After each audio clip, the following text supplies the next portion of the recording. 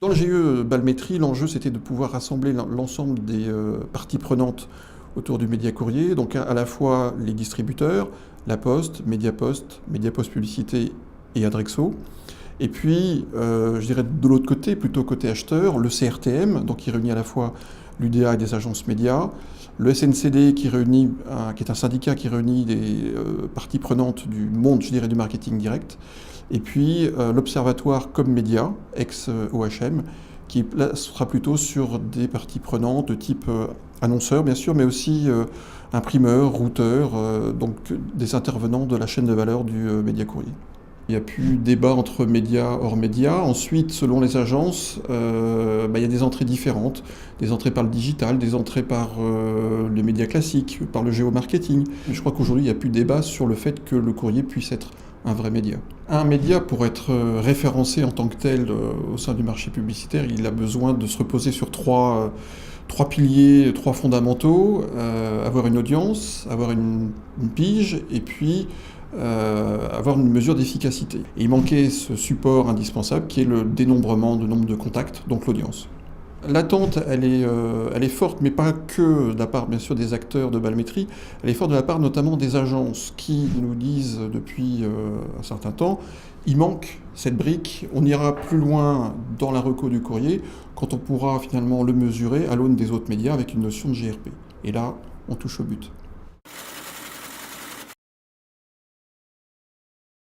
Alors, la fiche technique, en fait, elle a été établie au courant 2011, après qu'on ait lancé un appel d'offres qu'Ipsos Media City a remporté. On a fait 8 mois de tests, quali, quanti, pour ajuster les questions, le protocole de recueil. Et puis on s'est lancé en grandeur réelle en mars 2012 pour un an de mesures. Et au bout du bout, on arrive à 11 900 répondants. Donc ce qui nous donne une belle base pour pouvoir derrière faire des tris relativement précis. Donc on a pour partie des répondants online et pour partie des répondants sur papier, en fonction de leur appétence à travailler, je dirais, sur le digital. Chaque répondant travaillait pendant 7 jours d'affilée pour remplir jour à jour l'ensemble de ses lectures de courrier, adressés ou non adressés. On a recueilli en fait sur un an près de 145 000 actes de lecture, donc on a une base colossale. Bien sûr, c'est une population représentative, France métropolitaine, 15 ans ou plus. Le budget dépasse le million d'euros. Partant d'une feuille blanche, puisque c'est une première au moins au niveau européen, on a pu imaginer avec l'ensemble des membres du GIE et puis avec les équipes d'Ipsos Media City de construire complètement ce dont on avait envie pour être le plus représentatif possible, sans problème, je dirais, ni historique ni politique, ce qui facilite les choses, surtout quand on parle d'audience. Par exemple, le fait de suivre les individus pendant 7 jours, de pouvoir isoler les notions de première lecture par rapport à des reprises en main. Alors cette donnée ne sera disponible que début 2014, qu'on a aussi expérimenté le mode de questionnement, mais voilà quelques avancées que l'on a pu mener. Autre point, on va avoir une lecture à l'enseigne, c'est-à-dire que notamment sur l'imprimé publicitaire, on va traiter les enseignes comme des marques médias. Et donc là encore, ce sont des points que l'on a pu tester, valider et implémenter au fil de l'eau dans l'étude. On joue selon les canaux, courrier adressé ou imprimé publicitaire, sur du national, sur du local, sur un mix des deux. Donc on a une étude qui est largement représentative au niveau national, que l'on va pouvoir modéliser à des niveaux locaux, grâce au soutien et à l'aide précieuse de Jean-François Canguilhem, qui travaille en tant que consultant pour le GIE Balmétrie. Et donc le déploiement va se faire progressivement en fonction, je dirais, puisque là aujourd'hui on a toute la donnée, mais de la modélisation qui va être faite.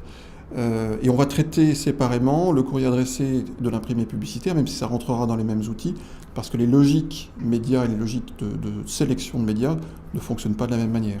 Les prochaines échéances, c'est que sur l'année 2013, on va vivre avec les données annuelles de 2012, le temps d'implémenter l'outil, de le roder auprès des agences ou des annonceurs qui voudront traiter l'information.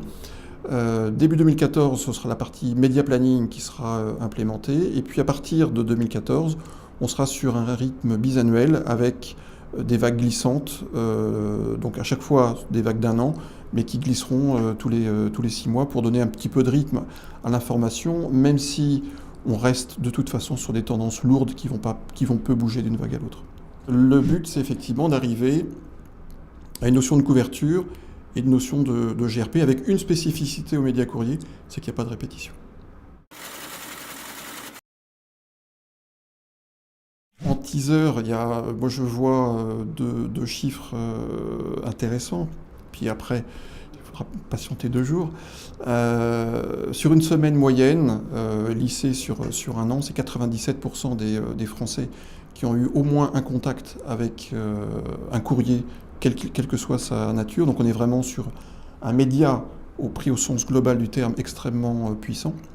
Et puis le deuxième chiffre important, c'est que toujours sur une semaine moyenne, un lecteur de courrier aura été en contact avec 12,5 documents différents sur une semaine.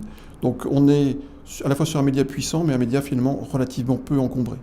Et c'est gage d'efficacité, bien évidemment.